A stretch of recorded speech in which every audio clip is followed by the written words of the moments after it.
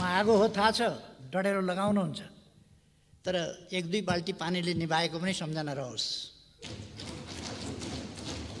यस्तो डढेलो निभाउन ओर्न हामीलाई पनि आउँछ। यस्ता आगो सागो निभाउन पानी खनाउनुपर्छ, पानी। तर प्रतिपक्षलाई धम्क्याउने, सरकार बन्दैछ बाबा, धम्की, म आगो हुँ, धम्की, मसँग नखेल, धम्की।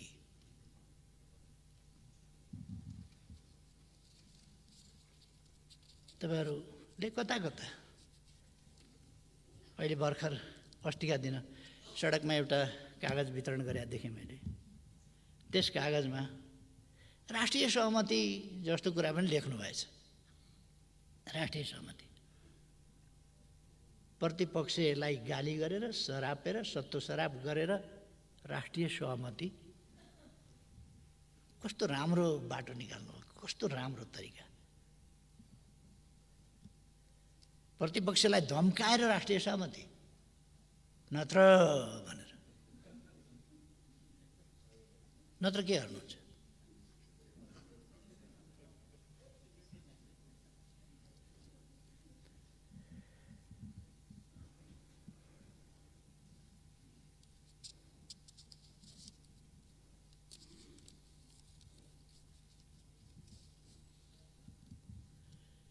अघिल्लो सरकारका पालाका निकै बदखुवाई गर्न खोज्नुभयो। आज पनि कतिपय सांसदहरूले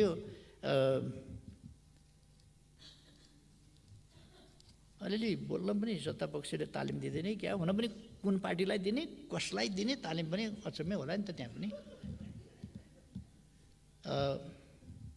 अघिल्लो सरकारले राजनीतिक समस्याहरू, जो देशका मूल राजनीतिक समस्याहरू हुन्, ती राजनीतिक समस्याहरूको समाधान गर्यो। विखण्डनवाद समाप्त गर्यो, वार्ताद्वारा विखण्डवाद समाप्त गर्यो, हिंसा, राजनीतिक अभिष्ट प्राप्तिको लागि हिंसाको बाटो अपनाइरहेका समूहसँग संवाद गरेर उनीहरूलाई शान्तिपूर्ण राजनीतिको मूलधारमा ल्यायो। प्राय लगानी मैत्री वातावरणको कुरा चल्छ। त्यो अस्तिका दिन बेलुका बाँडेको, सडकतिर कतै बाँडेको कागज, त्यसमा लगानी मैत्री वातावरण बनाउनका लागि निजी क्षेत्रसँग सहकारी गरेर लगानी मैत्री वातावरण बनाउने। यो स्वदेशी लगानी मैत्री भनेको हो कि विदेशी लगानी मैत्री भने हो?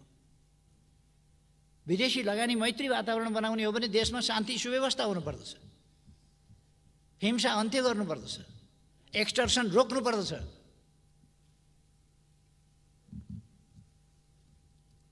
अनि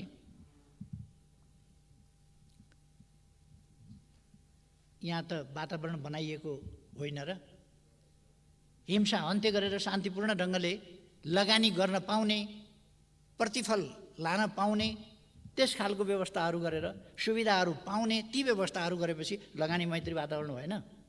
त्यस कारण लगानी मैत्री वातावरण वास्तवमा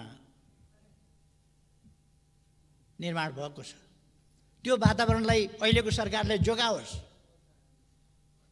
जोगाउन सफलता पाओस्। यस देशका लागि म शुभकामना भन्छु। यस देशका लागि वैदेशिक लगानी ल्याउन आवश्यक छ।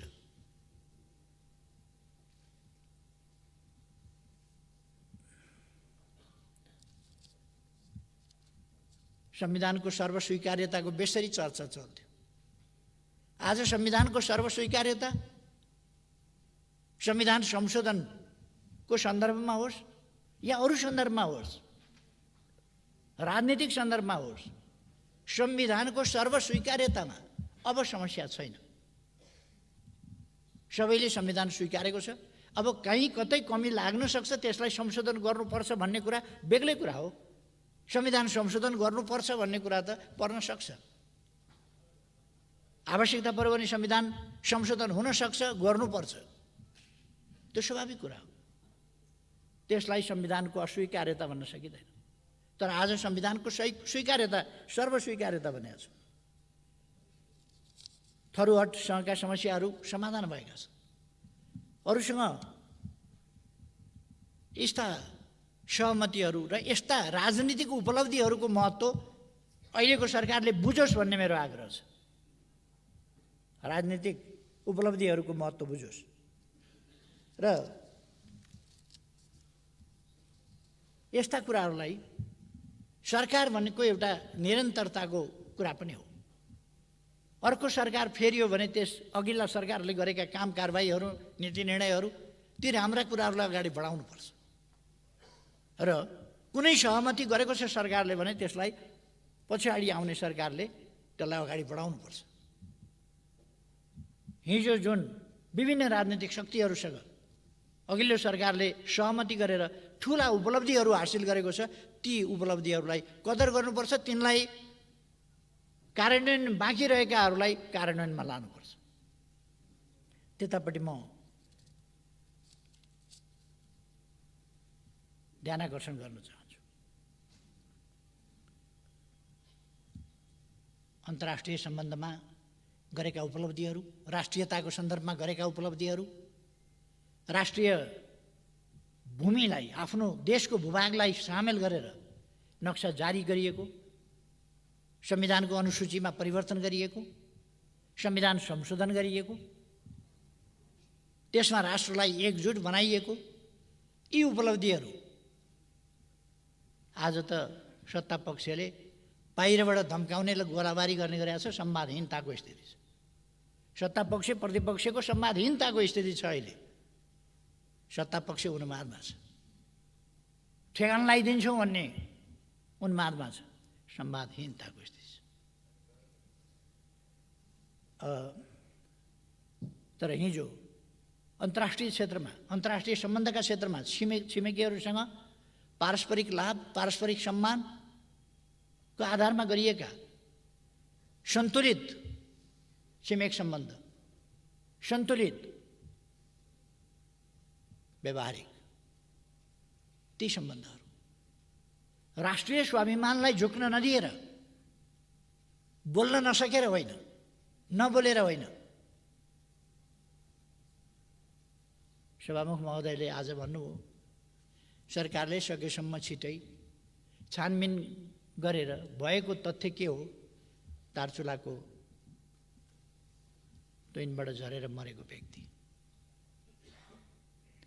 त्यसमा पनि अलिकति भ्रम पनि फिजाउनु भएको छ। फेरि के बेहुलीको समयमा तुइन हटाउँछु भन्थ्यो, त्यो ठेका लागिसकेका कुरा हो। त्यसभन्दा अगाडि, म आउनुभन्दा अगाडि उता इन्डिया सरकारले कुनै पनि पुल बनाउन पारिपट्टि सहमति दिँदैनथ्यो। मैले कुरा गरेर सहमति लिएपछि तुइनहरू विस्थापन भएका छन्, पुलहरू बनेका छन् र त्यो त सम्माननीय प्रधानमन्त्रीजीलाई थाहा छ। उहाँको घरबाट पारिपट्टि पिथौरागढ जानु पर्यो भने अघिल्लो सरकारले हालिदिएको पुल तरेर जानुपर्छ।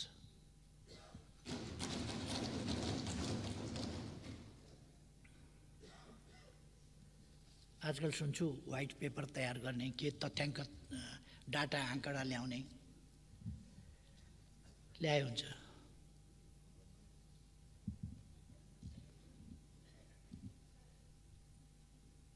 अघिल्लो सरकारले गरेका कामहरू तपाईँहरूले नचाहेर पनि कतिपय कामलाई निरन्तरता दिन बाध्य हुनुहुन्छ।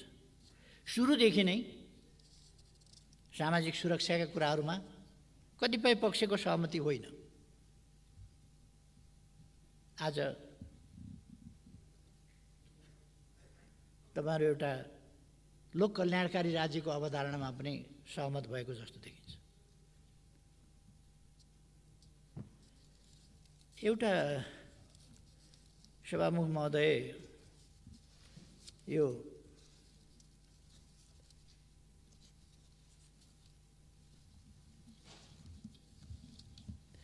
अस्तिका दिन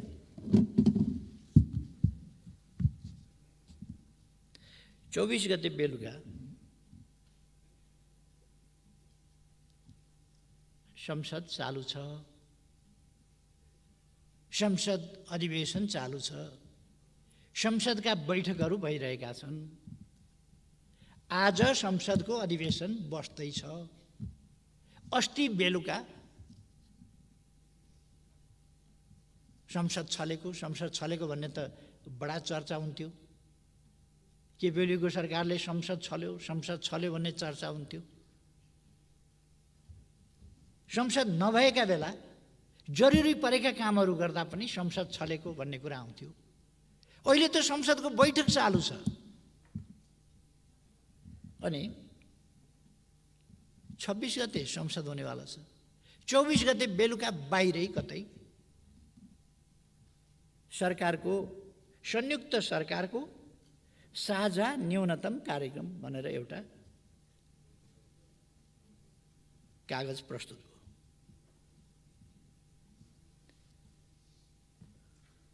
संयुक्त सरकारको साझा न्यूनतम कार्यक्रम।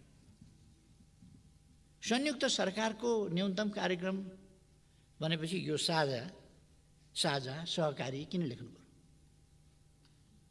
यो साझा सरकारको कार्यक्रम हो कि साझा कार्यक्रम हो? साझाको कार्यक्रम हो। संयुक्त सरकारको साझा। संयुक्त सरकारको भनेपछि त त्यो सरकारको त आइसक्यो त्यहाँ। साझा भए पनि संयुक्त भए पनि सगोलको भए पनि जेसुकै भइसके पनि आयो फेरि साझा। संसद छलेर। संसद किन छल्नु पर्यो? आज किन प्रस्तुत गर्न सक्नु भएन? सरकारले आज किन संसदमा प्रस्तुत गरेन? त्यसलाई कुनै मान्यता दिने कि नदिने? त्यो सरकारले पेश गरेको हो भनेर ठान्ने कि नठान्ने? किनभने संसदमा त आएन। संसद चलिरहेका बेला छलेर किन गर्नु पर्यो? सायद तपाईहरुको गहिरो समझदारीको कारणले सबै नेताहरू फोटोमा आउनु पर्ने होला। यहाँ पेश गर्दाखेरि एकजनाले पेश गर्नुपर्ने होला। सरकारको तर्फबाट पेश गर्नुपर्ने होला। अनि ओहदामा नभएको, सरकारी ओहदामा नभएको मान्छेको त फोटो नआउला। त्यसो भएर गठबन्धन भन्ने छ नि, गठबन्धनको फोटो आउनै पर्यो।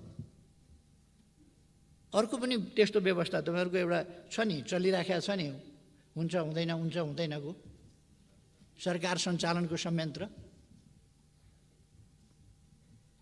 तर यो संयुक्त सरकारको साझा न्यूनतम कार्यक्रममा मैले हेरेँ, विभिन्न अनुहारहरू खोजेँ। विभिन्न अनुहार देखिन्छ। नेपाली कांग्रेसको अनुहार कहीँ पनि छैन।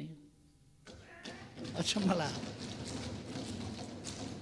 नेपाली कांग्रेसको अनुहार कतै छैन यसमा। नीतिमा छैन, कार्यक्रममा छैन, केहीमा पनि छैन। पोलिसी शिफ्ट, प्याराडाइम शिफ्ट, के शिफ्ट हो? यो राम्रै कुरा हो। यो संयुक्त सरकारको साझा न्यूनतम कार्यक्रम यसले साना मसिना कुरा गरेको छ। अहिलेको गठबन्धन सरकारमा हुँदा एमसीसी गर्नुभएको थियो जस्तो लाग्छ तपाईहरुले। एमसीसी गर्नुभएको थियो। एमसीसी को बारेमा त यो संयुक्त सरकारको साझा न्यूनतम कार्यक्रम। एमसीसी बिर्सिनु भयो क्या? एमसीसी त यहाँ त खै मैले त देखिनँ यता कतै। एमसीसी छैन कहीँ। अनि केपी ओलीले कतै एमसीसी पास गर्नुपर्छ भनेको क्लिप खोजेर वातावरण बनाउन खोज्नुहुन्छ। गाली गर्ने फेरि मेरै क्लिप बजाएर वातावरण बनाउन खोज्ने। तपाईहरुको कार्यक्रम संयुक्त सरकारको साझा न्यूनतम कार्यक्रममा एमसीसी के गर्नुहुन्छ भन्नु परेन? चुपचाप लागेर नेपाली जनताले जान्न चाहेको छ। सम्माननीय प्रधानमन्त्रीज्यू, के गर्नुहुन्छ एमसीसी? तपाईं त बहुत मजबुत प्रधानमन्त्री हुनुहुन्छ। 165 सीट तपाईको साथमा छ, तपाईको पछाडी छ, स्ट्रङ। कसैको सपोर्ट चाहिँदैन, कसैको मद्दत चाहिँदैन। त्यो 165 को सबल जत्थाले के भन्छ? एमसीसी पास गर्ने, फेल गर्ने, के चुप लाग्ने?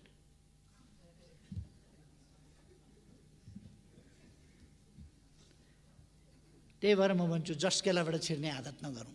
सरकारमा त छिरियो, सबै कुरामा जस्केला।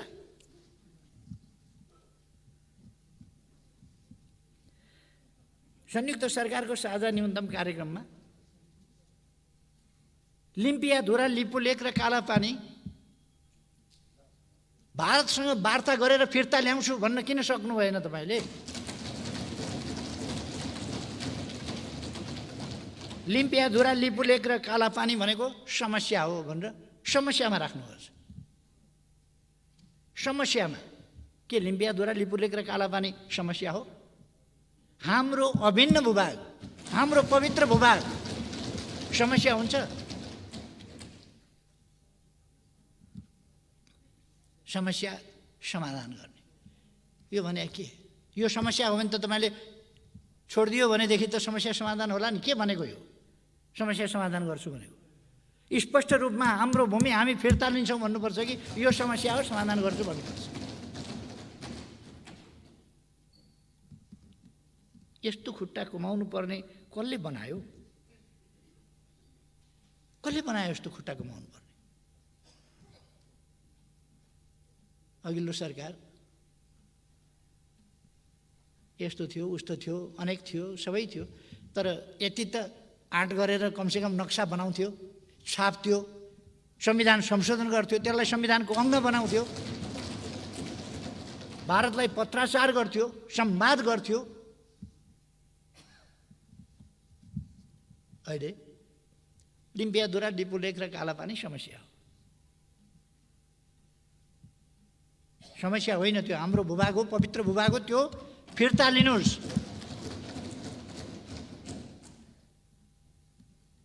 त्यो छोड्ने अधिकार कसैलाई छैन त्यो भूभाग। तर म भन्छु तपाईँहरूले फिर्ता लिन सक्नु भएन भने ठिकै छ, 1.5 वर्ष पर्ख्यौँ, हामी छौँ। एउटा शब्दावली लेख्नु भएको छ यो साझा न्यूनतम कार्यक्रम संयुक्त सरकारको। यसमा छिमेकीहरूसँगको सीमा विवाद कूटनीतिक पहल केबाट चाहिँ केबाट छिमेकीहरूसँगको सीमा समस्या टुङ्ग्याइनेछ भनेर। कुन कुन छिमेकीसँग, हाम्रो छिमेकीहरूसँग भन्नाले कुन कुनसँग कहाँ कहाँ के सीमा समस्या छ? छिमेकीहरूसँगको सीमा समस्या कहाँ कहाँ छ, के छ? कति साह्रो डराएको सरकार भने डराउनुको पनि हद हुन्छ नि। जिब्रो पनि रगत आइसक्यो होला चपाउँदा चपाउँदा। असमान सन्धिहरूको सम्बन्धमा के गर्ने भन्नुभएको छ? कुन कुन असमान सन्धि? इपिजीको रिपोर्टको सम्बन्धमा यो सरकारको भनाइ के? कुनै ठोस कुरा यो संयुक्त सरकारको साझा नीति न्यूनतम कार्यक्रम बनाउनु भएको छ, यति लामै छ यो, 14-15 कति पेजको होला कि। यसमा ठोस तोकेर चाहिँ केही पनि बोल्न सक्दैन। लिम्पियाधुरा, लिपुलेक, कालापानी फिर्ता ल्याउँछु भन्न सक्दैन। एमसिसी यसो गर्छु भन्न सक्दैन। छिमेकीहरूसँग कहाँ कहाँ समस्या छन् त्यो भन्न सक्दैन। असमान सन्धिहरू कोसँग छ, के सम्बन्ध, के भन्न खोजे? अघि भर्खर एकजना माननीयले कुरा उठाउनु भएको थियो। 1947 को ब्रिटिस इन्डियाबाट फर्किने बेलामा गरिएको तथाकथित त्रिपक्षीय गोर्खा सैनिक सम्बन्धी सन्धि त्यो हो। 1950 को ट्रिटी हो अथवा के हो? महाकाली ट्रिटी हो, एमसिसी हो, बिआरआई हो, के हो? के पनि बोल्न सक्नुहुन्न, चुइक बोल्न सक्नुहुन्न, गोलमटोल। एउटा बोल्न खोज्छ अर्काले हुँदैन भन्छ, अर्को बोल्न खोज्छ अर्काले हुँदैन भन्छ, त्यस्तै त होला।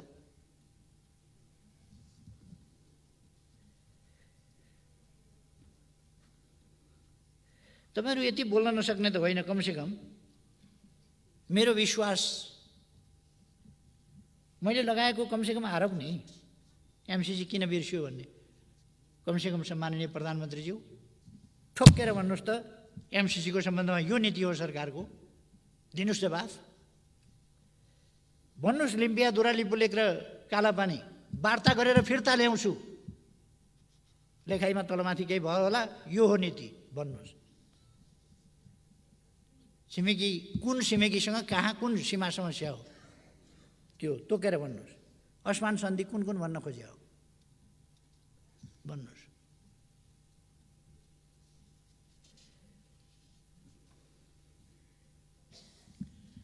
भ्रष्टाचार विरुद्धको कारबाही गर्ने भन्नुभएको छ, खुसी लाग्यो। खुसी लाग्यो कारबाही थाल्ने र कारबाही अगाडि बढाउने भनेर, छानबिन गर्ने र कारबाही बढाउने भनेर राम्रो कुरा हो। यो अब साँच्चै हुन्छ कि त अगाडिदेखि त्यो भ्रष्टाचारका थुप्रै कुराहरू उठिराखेका छन्। उठ्या छ, क्यान्टनमेन्टको यत्रो कुरा पनि उठेकै छ। यसपल्ट पक्कै पनि यत्रो गठबन्धनको सरकारले यस कुराको छिनोफानो गरेर नेपाली जनतालाई जवाफ दिनेछ। क्यान्टनमेन्टको छानबिन गर्छु,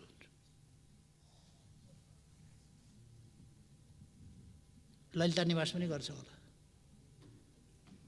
माता तीर्थको पनि गर्छ होला, अरू विभिन्न सर्दु जलाजार क्षेत्रको पनि अवश्य हुन्छ होला।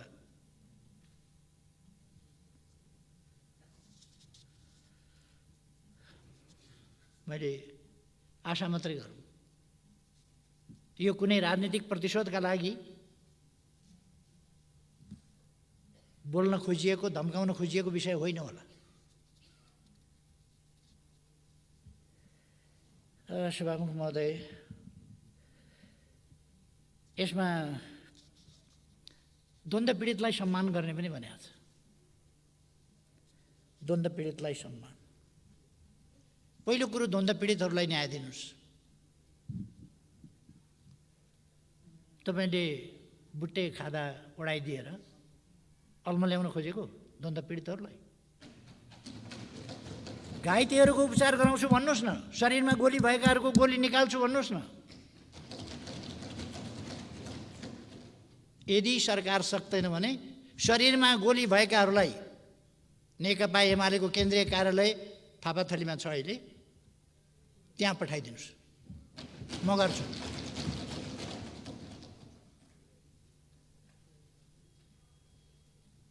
न्याय दिनुहोस्, छानबिन गर्नुहोस् न। त्यत्रो गौर हत्याकाण्ड भयो, निर्दोष निहत्था मान्छेहरू मारिए, अराजकता, अनुशासनहीनता, दण्डहीनताको अन्त्य गर्छु भन्नुभएको छ यस संयुक्त सरकारको साझा न्यूनतम कार्यक्रम हो। छानबिन गर्नुहोस्।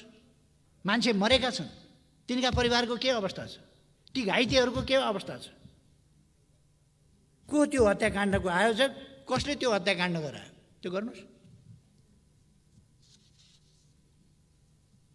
गठबन्धन धरापमा पर्ने हो कि?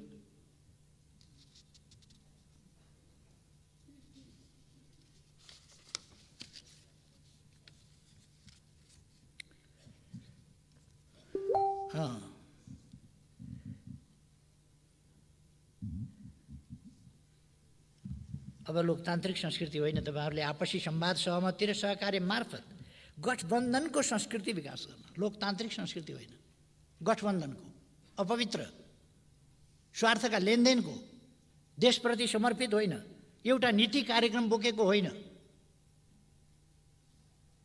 अनि लेफ्ट, राइट, सेन्टर,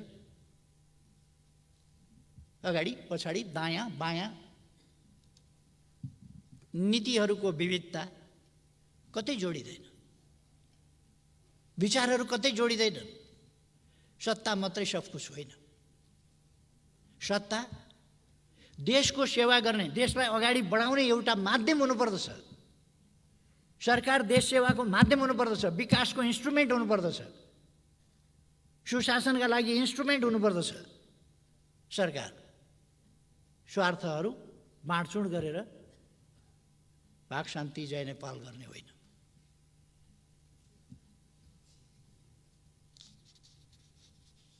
यो गठबन्धन अचम्मको गठबन्धन छ। कहिले 5 दलीय भनेर सुन्छु, पार्लियामेन्टमा दल हेर्छु, मेरो दल त त्यसमा छैन। स्मरण रहोस्, नेकपा एमाले गठबन्धनमा छैन, प्रतिपक्षमा छ।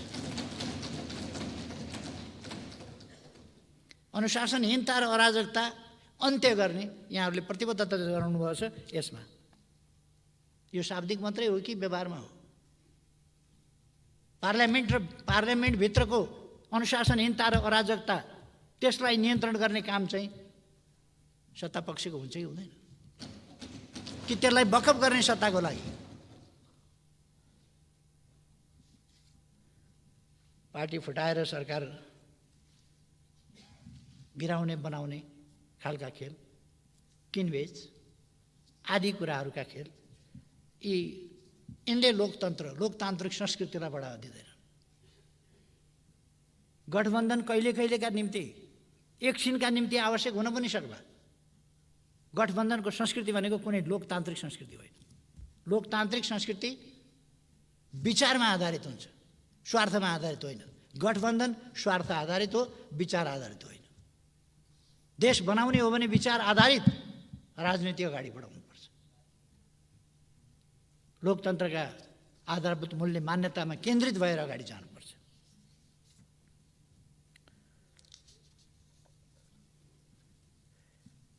तपाईँहरूले यहाँ कहिले कहिले 5 दल भन्नुभएको छ। अहिले यहाँ चाहिँ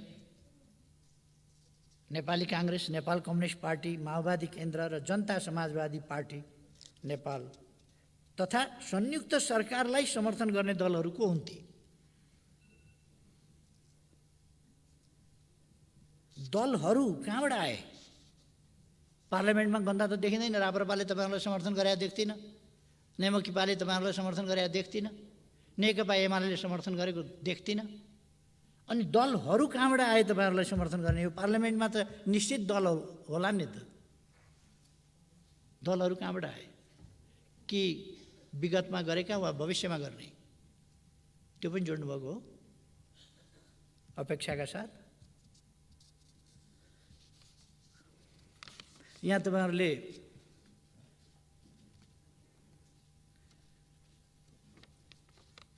आपसी संवाद, सहमति र सहकार्यको संस्कृतिको विकास गर्दै राष्ट्रिय एकता सुदृढ गर्ने भन्ने पनि राख्नुभएको छ। राष्ट्रिय एकताका निम्ति तपाईँले बाटो के छान्नुभएको छ भने असंवैधानिक रूपमा प्रतिनिधि सभा विघटन गरी सर्वसत्तावादी, अलोकतान्त्रिक र अधिनायकवादी रूपमा शासन सत्ता सञ्चालन गर्ने प्रतिगामी प्रवृत्ति। प्रतिगमन भनेको त सम्माननीय प्रधानमन्त्रीज्यू 61 साल माघ 19 गते यहाँले बुझाउनु भएको बेलाकोलाई भनिन्छ।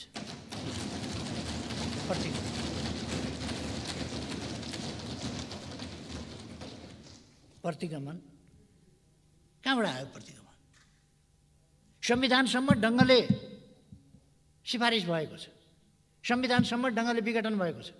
अदालतले भन्यो भन्दैमा अदालतले एउटा बेन्चबाट एउटालाई ज्यानमारा भन्छ, एउटा अदालतले अर्कोले उसलाई चाहिँ बाइज्जत रिहाई गर्नु, ऊ चाहिँ नि कुनै अपराधमा संलग्न छैन भन्छ।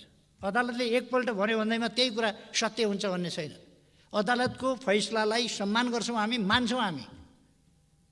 तर गलत छ भने पनि सही छ भनेर भन्न सकिन्न। यसपल्ट सम्मानित सर्वोच्च अदालतले गरेको फैसला विधि, प्रक्रिया, तर्क, संविधानका प्रावधान विपरीत छ, गलत छ त्यो। त्यसकारण त्यो समर्थन योग्य छैन।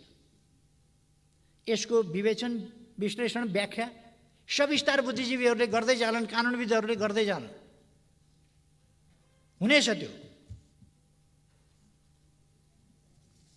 र यो सबै शब्दहरू तपाईँहरूले राजनीतिक पूर्वाग्रह, अहङ्कार र देशलाई द्वन्द्वतिर लाने मनसायका साथ यहाँ उल्लेख गर्नुभएको छ। र अहिलेको सरकार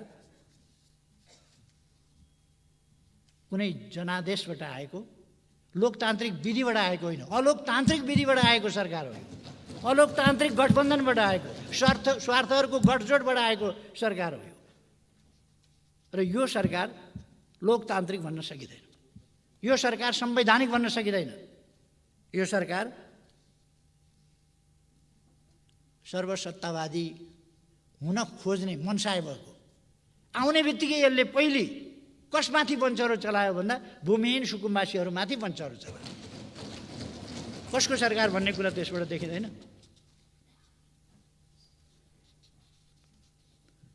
कस्तो कुरा गर्नुभएको छ भने सङ्घीय लोकतान्त्रिक गणतन्त्र संविधान र संसदको रक्षार्थ भएको सङ्घर्षको भावना। तपाईँले यो सरकार कुनै सङ्घर्षको मैदानबाट ल्याउनु भएको सरकार हो, परमादेशबाट ल्याएको होइन। परमादेश सङ्घर्ष हो, जाली मुद्दाबाट सरकार ल्याउने, त्यहाँबाट भन्ने सङ्घर्ष हो।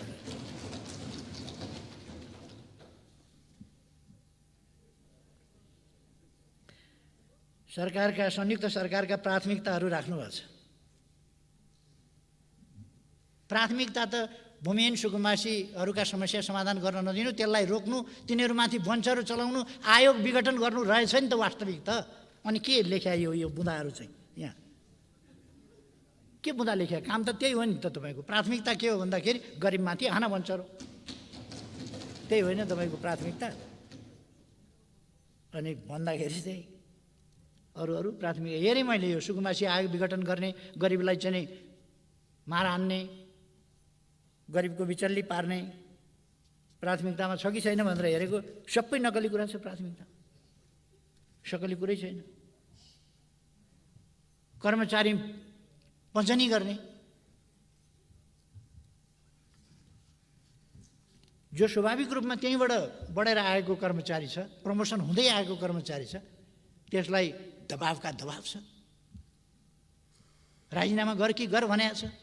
हरेकलाई 900 कतिजना भयो अरे, 40-41 महिनामा 900 कतिजनाको पद रिक्त हुन्छ, मान्छे आउँछ। अनि त्यस बिचमा के खाली नै रहन्छ त? सबै देश ठप्प हुन्छ। आयो होला 900, 1000 आयो होला, विधिसम्म ढङ्गले आयो। अनि यो राजनीतिकरण गरेर तपाईँहरू विधिसम्म त आएका मान्छे सबै फाँडेर काङ्ग्रेस राख्नुपर्ने त्यहाँ के जरुरी छ? अथवा तपाईँका तथाकथित गठबन्धनका मान्छेहरू सबै भर्ना गर्नुपर्ने के आवश्यकता छ? त्यहाँ त्यो गर्नुभएको छ।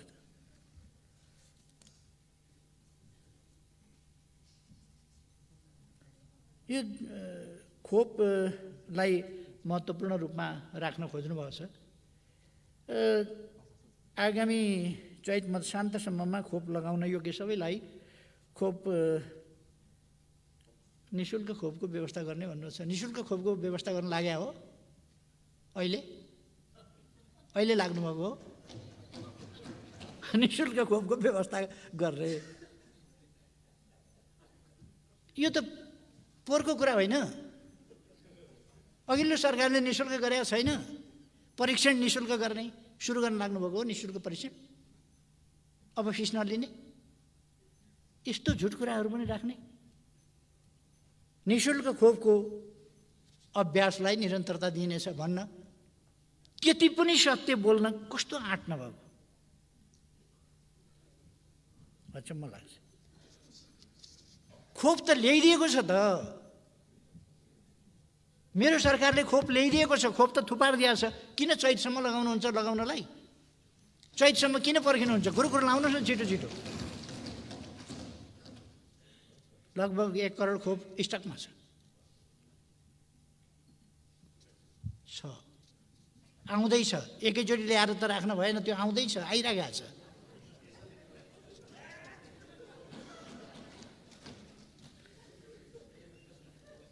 यो चैतसम्म भनेको तपाईँले के फागुनको निर्वाचन नगर्न खोज्या हो? कोभिड छ भनेर, खोप चालु छ भनेर? असंवैधानिक काम नगर्नु होला, म पहिले नै सजग गराउन चाहन्छु।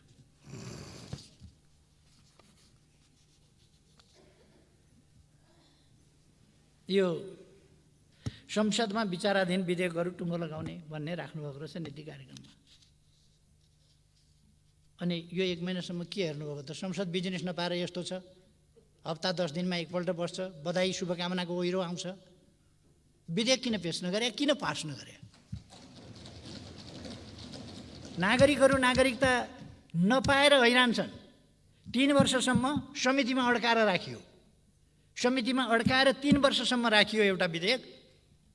नागरिकले नागरिकता पाएका छैन। पहाडमा होस् तराईमा होस्, हिमाली भेगमा होस्, जहाँसुकै पाएका छैनन्। यस्तो अवस्थामा अध्यादेशबाट भए पनि नागरिकता दिएर सबभन्दा ठुलो कुरो संविधानको उल्लङ्घन भएको छैन, कानुनको उल्लङ्घन भएको छैन, संविधानको मर्म र भावना विपरीत भएको छैन। संविधान बमोजिम अध्यादेश जारी गरिएको छ। संविधानको प्रावधान कानुन नभएर लागू हुन सकेका थिएन, त्यस प्रावधानलाई लागू गरिएको छ, कानुन बमोजिम। अनि त्यसलाई पनि खारेज गर्नुभयो। कति मान्छे आत्महत्या गर्ने स्थितिमा छन्, कति युवाहरू पढ्न पाएका छैनन्, कति युवाहरूले जब पाएका छैनन्, कतिले विदेश गएर पढ्न राजधानी पाएका छैनन्। संवेदनशील हुनु पर्दैन? अनि अध्यादेशबाट नागरिकता दिने कानुन ल्याउँदा त्यो उद्यम भयो। अब कानुन त कमसेकम त्यो ल्याउनुहोस् न त।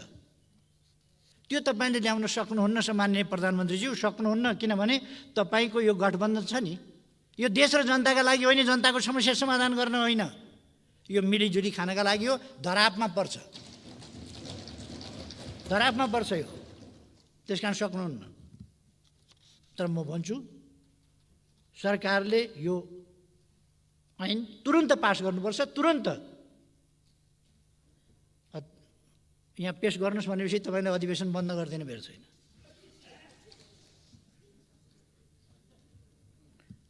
अधिवेशन बन्द नगर्नुहोस्, विधेयकहरू पास गर्नुहोस्, ल्याउनुहोस्।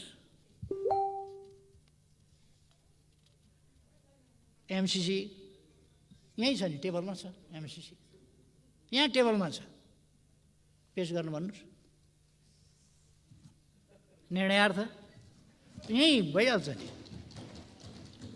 आफैसँग 165 छ, 165 आफैसँग छ नि। निर्णयार्थ प्रस्तुत गर्दछु भनेपछि त 165 वटा ताली दुइटै ड्याम ड्याम ड्याम ड्याम ड्याम ड्याम बज्ला नि त। अनि शान्ति प्रक्रियालाई पूर्णता दिने भनेर सम्माननीय प्रधानमन्त्रीजी, शान्ति प्रक्रिया केले रोकिएको छ त सम्झनै होला। म प्रधानमन्त्री हुँदा मैले त्यति बेला 2 जना साथीहरूलाई भने, बढी सम्बन्धित तपाईँहरू हुनुहुन्छ, तपाईँहरू जे भन्नुहुन्छ त्यही गर्ने, जो भन्नुहुन्छ त्यही नियुक्त गर्ने काम होस्। त्यसै अनुसार नियुक्त गरे होइन मान्छे, त्यसै अनुसार नियुक्त गरिदिएको हो। जो भन्यो त्यही। मैले नाम वतन ठेगाना हेरिनँ, यहाँहरूले हेर्नुभयो। तर ती आयोगहरू किन त्यसरी निष्प्रभावी र निष्क्रिय बनाइए? सरकार नटेर्ने आयोगहरू। यो अल्मल्याउने खालका कुराहरू किन हुन्छन् यसरी?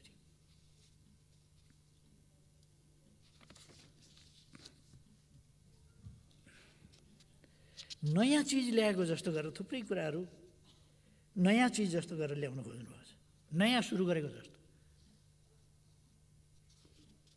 अब खोप दिन सुरु गर्ने भन्न बेर छैन, किन यो अघिल्लो सरकारको बिर्साइदिनु पर्यो नि। एउटा कविता लेख्ने मान्छेले लेखेछन्, गीत गाउनेले पनि गाउन थाले क्या हो। एउटा कविता लेखेछन्, भत्काइदेऊ धरारा, पुरिदेऊ रानी पोखरी, टालिदेऊ सुरुङका पालहरू, भत्काइदेऊ बाटा र पुलहरू, ओली याद आउने सबै चिजहरू। यो सरकारको नीति कार्यक्रम यही होइन मुख्यतः? संक्षिप्तमा यही गीत न हो मुख्य नीति कार्यक्रम त?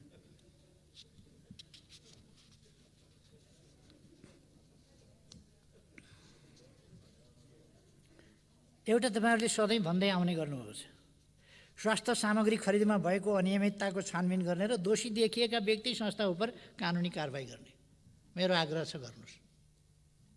गर्नुहोस् दोषीलाई कारबाही गर्नुहोस्। अलिक अगाडिदेखि पनि छानबिन गर्नुहोस् है। वीर हस्पिटलमा थन्किएर बसेका छन् मेसिनहरू, एमआरआई मेसिनहरू, सिटी स्क्यानहरू थन्किएर बसेका छन्। एयरपोर्टमा थुप्रै सामग्रीहरू थन्किएर बसेका छन्, नचाहिने सामग्रीहरू। यस्ता थुप्रै कुराहरूका स्वास्थ्य सम्बन्धी भनौँ विभिन्न समयका घोटालाहरू छानबिन गर्नुहोस् है। एउटा अचम्म लाग्यो मलाई, सुरक्षा नीतिमा आवश्यक परिमार्जन गरी, सुरक्षा नीति भनेको दिनदिनै परिमार्जन गर्ने कुरा होइन, हरेक सरकार परिवर्तन हुँदा परिमार्जन गर्ने विषय होइन। यो हल्का फुल्का ढङ्गले नलिन सुरक्षा नीतिलाई, र यसलाई डेभिएटेड हुन नदिन म आग्रह गर्न चाहन्छु। तपाईँको सम्माननीय प्रधानमन्त्रीज्यू यहाँको गठबन्धनमा मैले विभिन्न कलर्स देखेको छु। ती कलर्स, ती रङहरू यो सुरक्षा नीति, विदेश नीति यस्ता कुराहरूमा प्रतिबिम्बित हुनु हुँदैन। राष्ट्रिय नीति त्यसमा जानुपर्छ। राष्ट्रिय हित प्रतिकूल रहेका सन्धि सम्झौताहरूको बारेमा मैले अघि नै भने, यो कुन कुन भनेको हो भन्ने कुरा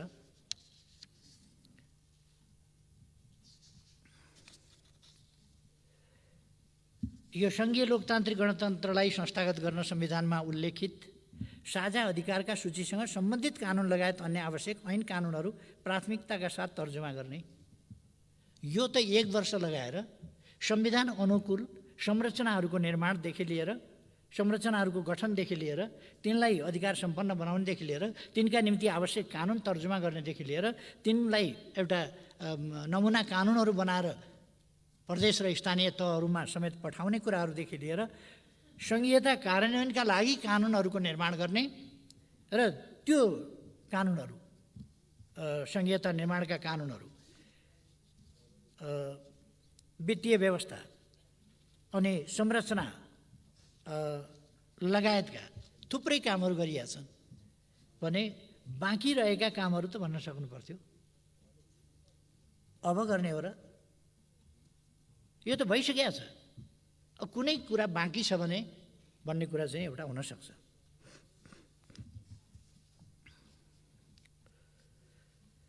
कतिवटा कुरा चाहिँ नि अर्थहीन ढङ्गले लेखेको छ। प्रदेश र स्थानीय तहलाई संविधान बमोजिम अधिकार सम्पन्न बनाउन आवश्यक कार्य गर्ने जस्ता कुराहरू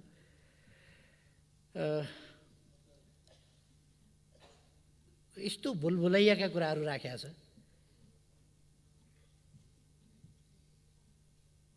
मौलिक हकको प्रभावकारी रूपमा कार्यान्वयन गर्न राज्यको भूमिका अभिवृद्धि गर्ने भनेको के हो? यो ठोस रूपमा के बुझ्ने? यसलाई भुलभुलैया जनता हलमा ल्याउने कुरा। संविधान प्रदत्त सामाजिक न्यायको हकको सुनिश्चितताका लागि समानुपातिक समावेशिताको सिद्धान्तलाई कार्यान्वयन गर्ने भएको छैन र? भुलभुलैया। यो विधेयक पारित गराउने भन्ने त थुप्रै विधेयकै पिछेका पारित गराउने भन्ने थुप्रै ठाउँमा 5-7 ठाउँमा यसरी लेख्नुभएको रहेछ। विधेयक पारित गराउने भन्ने कुरा चाहिँ लेख्नै पर्ने थिएन, यो कुरुक्क गराएदेखि हुन्थ्यो। यो कुनै नीति कार्यक्रम, साझा कार्यक्रम हुनै पर्दैन क्या। यो संसदको त काम हो, सरकारको काम हो। यो आएर अड्किएका कानुनहरू पनि पास गर्न तपाईँको नीति कार्यक्रममा राख्नुपर्छ र? एउटा गजबको लेख्नुभएको छ, सार्वजनिक सेवा प्रवाहमा लाग्ने समयलाई 1/3 घटाउने। कमसेकम यो चाहिँ अलिकति पारदर्शी ढङ्गले बताइदिनु भएदेखि राम्रो हुन्थ्यो। 100% कति हो, 1/3 कति हो? 100% अहिलेको स्थिति 100% कहाँनेरि छ, त्यसलाई 1/3 मा ल्याउँदाखेरि कहाँनेरि पुग्छ, त्यो अलिकति मूर्त रूपमा। नत्र भने यस्तो खालको चाहिँ चटक, शाब्दिक चटक यो नगर्दा पनि हुन्थ्यो।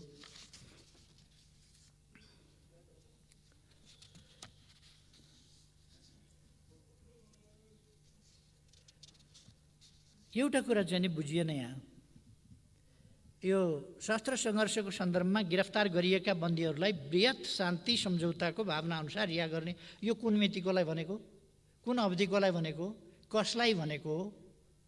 यो यति अमूर्त, यो सशस्त्र सङ्घर्ष भनेपछि जसले जति बेर हतियार उठाएको पनि सशस्त्र सङ्घर्ष हुन्छ कि, अथवा केले काटेको, केले ठोकेको, केले मारेको चाहिँ सशस्त्र सङ्घर्ष हुन्छ कि, कुन अवधिको भनिएको?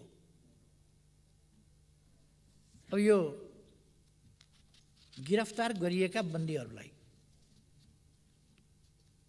मुद्दा लगाइएका नलगाइएका कस्तालाई हो? बृहत शान्ति सम्झौता भनेको त पहिलेको होला, त्यसको भावना अनुसार रिहा गर्ने भनेको कहिलेकोलाई हो?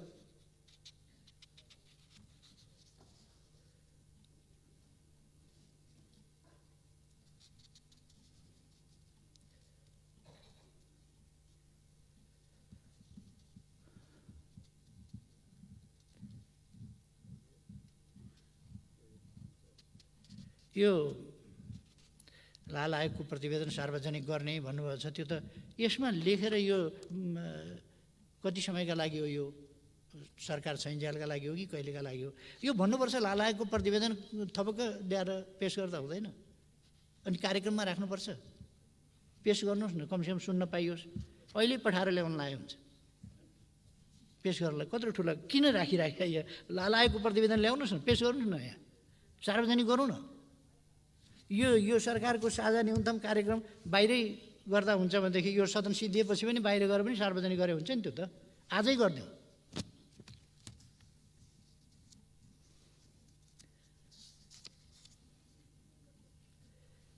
दुई नम्बरमा चाहिँ तपाईँ सशस्त्र सङ्घर्षको सन्दर्भमा गिरफ्तार जति सबैलाई छोड्ने भन्नुहुन्छ। त्यही 4 नम्बरमा आइपुग्दा यो शान्ति प्रक्रियाको पूर्णता 2.5 को 4 मा आइपुग्दा लाल आयोगको प्रतिवेदन सार्वजनिक गर्ने, तराई मधेसमा भएका विभिन्न आन्दोलनका बेला लगाइएका मुद्दाहरूको पुनरावलोकन गरी, यहाँ चाहिँ यत्रो लामो प्रोसेस नि, पुनरावलोकन गरी अन्यायपूर्वक बन्दी बनाइएका, न्यायपूर्ण ढङ्गले थुन्या त ठिकै छ होइन त, माथिकालाई चाहिँ सशस्त्र सङ्घर्षको सन्दर्भमा गिरफ्तार गरिएका बन्दीहरूलाई चाहिँ बृहत शान्ति सम्झौताको भावना अनुसार छोडिदिने। यो 4 नम्बरमा आइपुग्दा विभिन्न आन्दोलनका बेला लगाएका मुद्दाहरूको पुनरावलोकन गरी, यहाँ चाहिँ मुद्दाको पुनरावलोकन गर्नुपर्ने। अन्यायपूर्वक बन्दी बनाइएका, न्याय हो कि अन्याय भनेर अदालतले फैसला गर्ने भयो भनेपछि यो त तपाईँहरूले छोड्ने कुरा त रहन्छ। यो शब्दको खेल किन घुमाएको?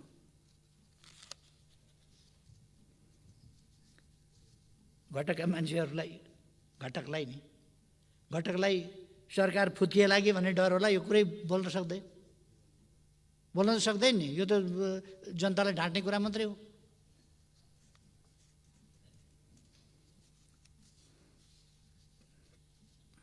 एउटा चाहिँ अचम्म लाग्छ। अब बाँकी 15 महिना रहेको छ, अघिल्लो सरकारले अल्पविकसित राष्ट्रबाट विकासशील राष्ट्रमा स्तरोन्नतिका लागि गरेका प्रयासहरू र उपलब्धिहरूबाट स्तरोन्नतिका लागि सिफारिस भएको छ संयुक्त राष्ट्रसङ्घबाट। अहिले विकासशील राष्ट्रमा जानका लागि सिफारिस भएको छ। यहाँ त नेपाललाई विकसित मुलुकको स्तरमा पुर्याउन हो, नातिका पालाको प्रोग्राम यहाँ राख्नुभएको छ। तपाईँको समय 15 महिना छ, 1 महिना गइसक्यो, बधाई खाँदा 15 महिना जाँदैछ। अब तपाईँले बनाउनु भएको छ विकसित राष्ट्र बन्ने। यो 1 वर्षको चाहिँ बनाउनुहोस् न, कमसेकम व्यवहारिक कार्यक्रम 1 वर्षको। सरकारमा पुगेपछि अमरत्व प्राप्त गर्ने भन्ने ठान्ने हो क्या हो? चुनाव त आउँदैछ त।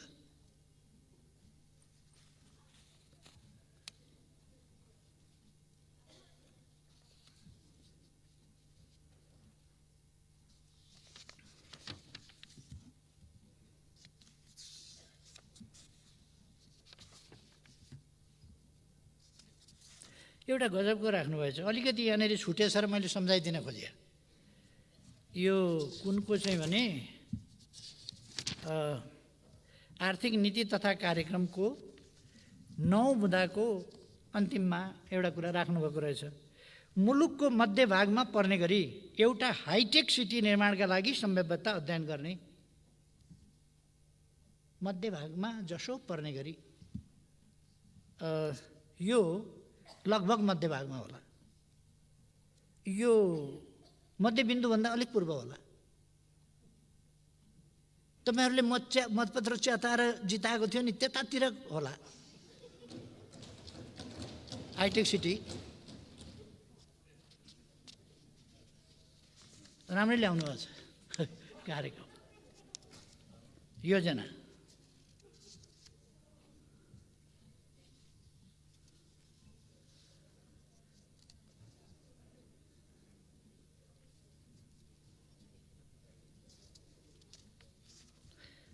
तपाईहरूले यो सामाजिक रूपान्तरण भनेर यो सामाजिक सुरक्षा सन्दर्भमा पनि भन्नुभएको छ। अहिले सामाजिक सुरक्षा भत्ता 4000 दिने गरिएको छ, त्यसमा 1 रुपियाँ घटाउनु होला। त्यो घटाउन मिल्दैन। त्यतापट्टि तपाईहरूले नच्याए पनि हुन्छ।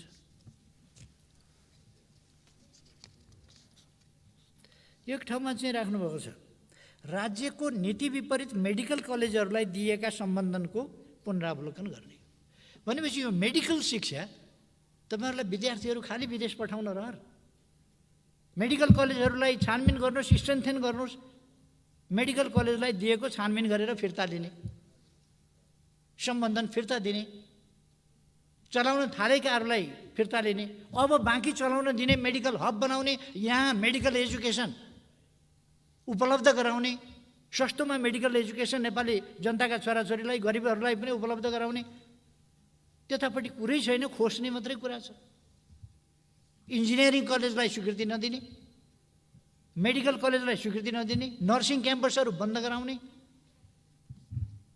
नर्सिङ क्याम्पस चलाउन नदिने, अनि टेक्निकल एजुकेसनमा ध्यान दिने भन्ने। कृषि क्याम्पस खोल्न नपाइने, इन्जिनियरिङ खोल्न नपाइने, मेडिकल कलेज खोल्न नपाइने, अनि कुरा क्रान्तिकारी गर्ने।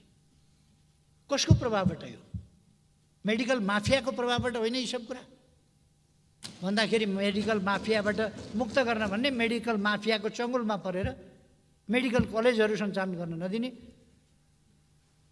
विदेश विद्यार्थी राम्रा सब्जेक्टहरूमा त नेपालमा त पढ्नै नपाइने, खालि विदेश पठाउनु पर्ने, त्यो वातावरण बनाउने। यी खालका कुराहरू चाहिँ हुन नपाउँ। युवाहरूलाई रोजगारका लागि विदेश पठाउने कुरा पनि त्यत्तिकै छँदैछ। फेरि पलायन हुनबाट रोक्न कार्यक्रम ल्याउने पनि भनेकै छ। यस्ता थुप्रो कुराहरू। विरोधाभास,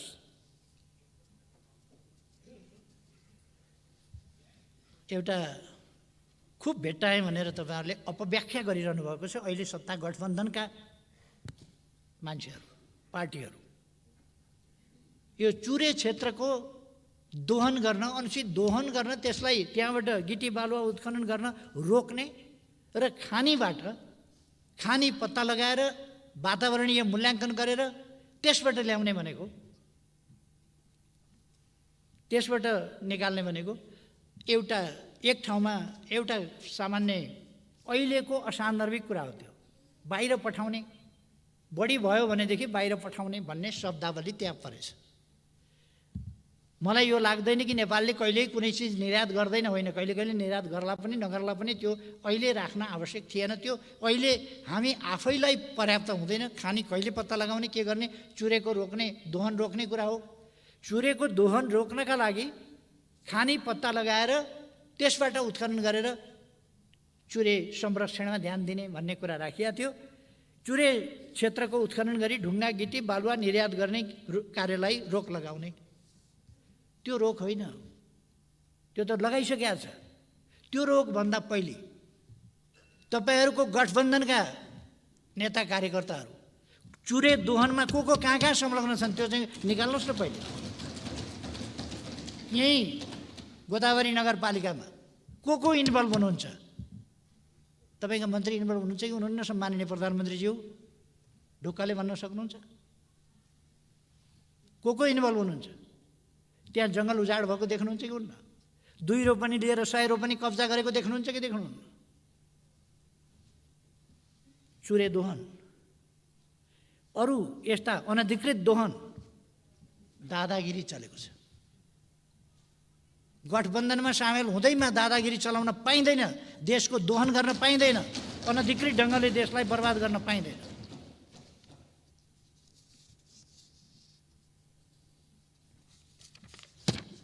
अब सम्माननीय सभामुख महोदय, यहाँ मार्फत म सम्माननीय प्रधानमन्त्रीज्यूलाई एउटा कुरा चाहिँ अलिकति अनुरोध गर्नु पर्यो जस्तो भयो। सम्माननीय प्रधानमन्त्रीज्यू, मेरै पार्टीका केही मान्छेहरू पाउला र खाउला भनेर यहाँका पछि कुदेका छन्। सम्माननीय प्रधानमन्त्रीज्यू, तिनीहरूलाई मन्त्री दिनुहोस् न, किन विलम्ब गर्नुभएको? हिरिक हिरिक हिरिक भएका छन् बिचराहरू मन्त्री खानका लागि। प्लिज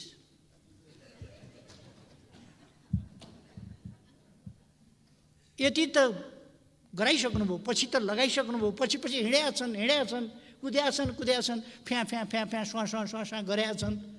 मन्त्री खान पाऊँ भनेका छन्, बिहान बेलुकै चाकरीमा हाजिर भएका छन्। मन्त्री दिनुहोस् प्लिज, दिनुहोस्। मेरो दलमा अलिकति घाटा भए पनि सुहाउँला बुझाउँला। धन्यवाद।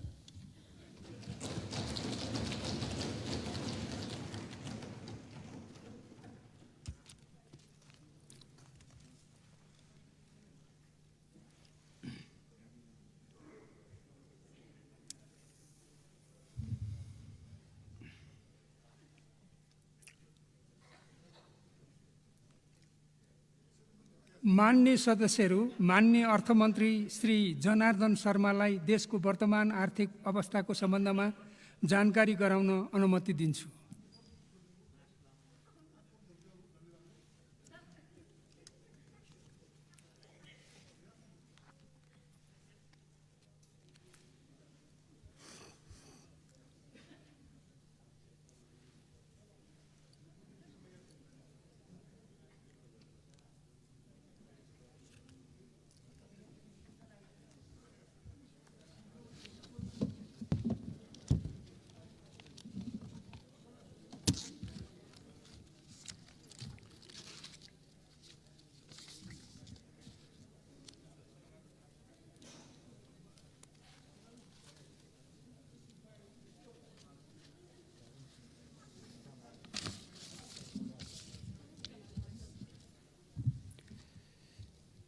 सम्माननीय सभामुख महोदय, नेपालको संविधानको धारा 76(5) बमोजिम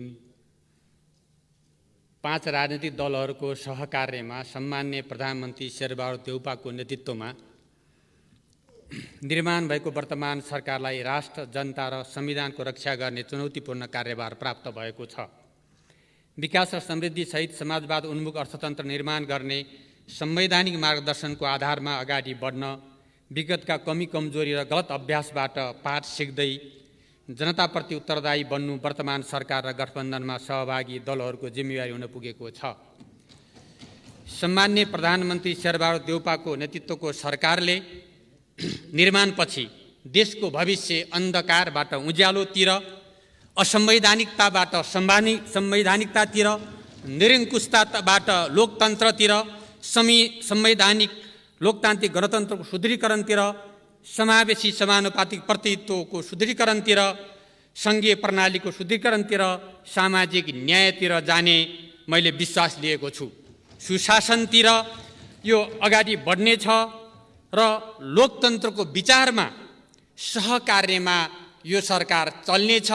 यो सरकारको वैचारिक कुरा लोकतान्त्रिक मूल्य र मान्यता हो। सभामुख महोदय, असंवैधानिक रूपमा प्रतिनिधि सभा दोस्रो पटक समेत भङ्ग गरेर सरकार कामचलाउ अवस्थामा परिणत भइसकेपछि समेत संवैधानिक व्यवस्था र लोकतन्त्रको स्थापित मान्यता विपरीत अध्यादेश मार्फत बजेट घोषणा गरिएको थियो।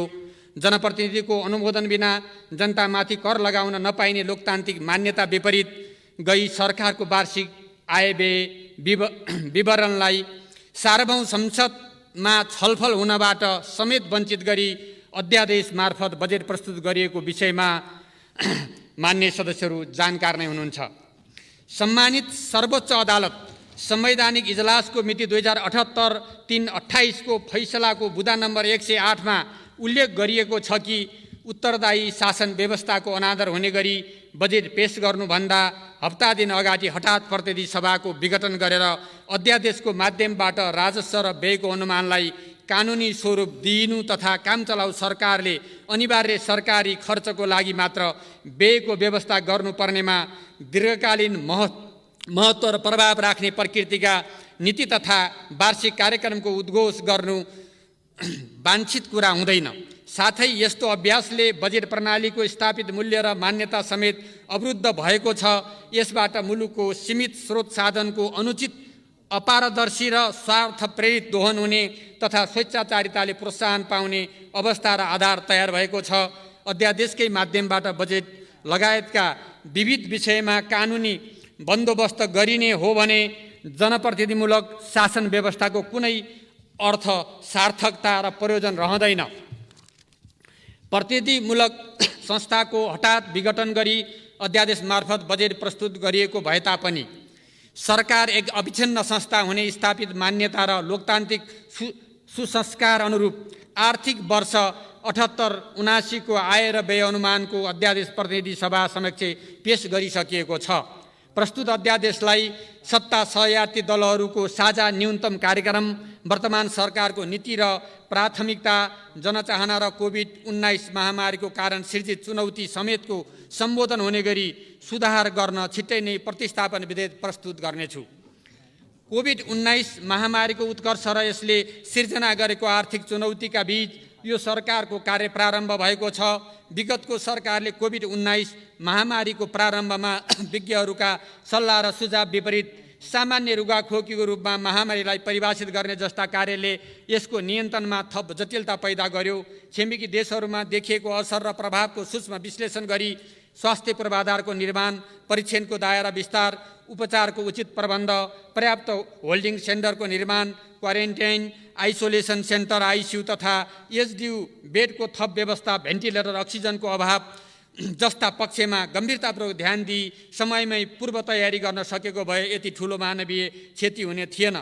स्वास्थ्य मापदण्डको कडाइका साथ पालना र जनचेतना अभिवृद्धि जस्ता सामान्य विषयमा ध्यान नपुर्याई राजनैतिक स्तरबाट नै अनावश्यक रूपमा गरिएका शिलान्यास, उद्घाटन, सभा, प्रदर्शन जस्ता भिडभाडजन्य गतिविधिले कोरोनाको दोस्रो लहर तीव्र रूपमा फैलन सहयोग पुर्यायो। कोभिड-19 महामारीको पीडा भोगिरहेको जनजीवन र सेवाबाट शिथिल बनेको अर्थतन्त्रलाई पुनरुत्थान गरी नेपाली जनजीवनमा सकारात्मक परिवर्तन र समृद्धि ल्याउनमा वर्तमान सरकारको प्रयास केन्द्रित रहनेछ। सबै नागरिकलाई खोप दिएर मात्र कोरोना सङ्क्रमण रोकथाम एवं नियन्त्रण हुने स्पष्ट आधार देखिएको अवस्थामा विगतमा शीघ्र खोप आपूर्ति गर्ने इमान्दार प्रयास हुन नसक्दा आम नागरिकलाई यथा समयमै खोप उपलब्ध गराउन सकिएन। अर्कोतर्फ अनुदान र खरिद गरी प्राप्त खोपको वितरण र व्यवस्थापनको उचित योजना हुन नसक्दा पहिलो मात्रा खोप लगाइसकेका करिब 13 लाख नागरिक लामो समयदेखि दोस्रो मात्राको पर्खाइमा रहनु पर्यो। विषम 2078 असार मसान्तसम्म 26,79,811 जनाले कोभिड-19 महामारी विरुद्ध खोप पहिलो र 11,12,166 जनाले दोस्रो मात्रा लगाइसकेकोमा मिति 2078 साउन 25 गतेसम्म 45,25,435 जनाले पहिलो र 26,06,046 जनाले पूर्ण मात्रा खोप लगाइसकेका छन्। खोप लगाउन बाँकी व्यक्तिहरूलाई यथा समयमै खोप प्रदान गरी जनजीवनको रक्षा एवं अर्थतन्त्रलाई चलायमान बनाउने जिम्मेवारी हाम्रो सामु रहेको छ र स्वास्थ्य तथा जनसङ्ख्या मन्त्रालयबाट प्राप्त तथ्याङ्क अनुसार हालसम्म करिब 1 करोड मात्रा खोप नेपाल भित्रिएको अवस्था छ। म माननीय सदस्य मार्फत नेपाली दिदीबहिनी तथा दाजुभाइहरूलाई यो पनि स्मरण गराउन चाहन्छु कि सम्माननीय प्रधानमन्त्रीले वर्तमान सरकारको पहिलो प्राथमिकता खोप, दोस्रो प्राथमिकता खोप र तेस्रो प्राथमिकता खोप भनेर प्रष्टसँग राखिसक्नु भएको छ भने मैले अर्थमन्त्रीको कार्यभार सम्हाल्दा पहिलो निर्णयबाटै स्वास्थ्य तथा जनसङ्ख्या मन्त्रालयलाई कोभिड-19 विरुद्धको खोप खरिद गर्न थप रकम निकासा प्रदान गरेको छु। यसै पृष्ठभूमिमा रहेर म यस सम्मानित सदन मार्फत वर्तमान सरकारले कार्यभार सम्हाल्दाको अवस्थामा देशको वर्तमान आर्थिक अवस्थाको जानकारी प्रस्तुत गर्न गइरहेको छु। आर्थिक वृद्धि तथा कुल गारस्थे उत्पादनको संरचना, विषम 2072 सालको भूकम्पबाट प्रभावित अर्थतन्त्र पुनर्निर्माण एवं अन्य प्रयासहरूबाट सकारात्मक दिशातर्फ अघि बढिरहेको अवस्थामा कोभिड-19 महामारीले पुनः शिथिल बन्न पुगेको छ। आर्थिक वर्ष 73-74 र 74-75 क्रमशः 8.6% र 7.4% को उच्च आर्थिक वृद्धि दर हासिल भएको पृष्ठभूमिमा अत्यन्त सुविधाजनक बहुमतमा बनेको विगतको सरकारले आर्थिक वर्ष 75-76 मा 8.0% को आर्थिक वृद्धि दर हासिल गर्ने लक्ष्य राखेकोमा वृद्धि दर 6.4% मा सीमित हुन पुग्यो।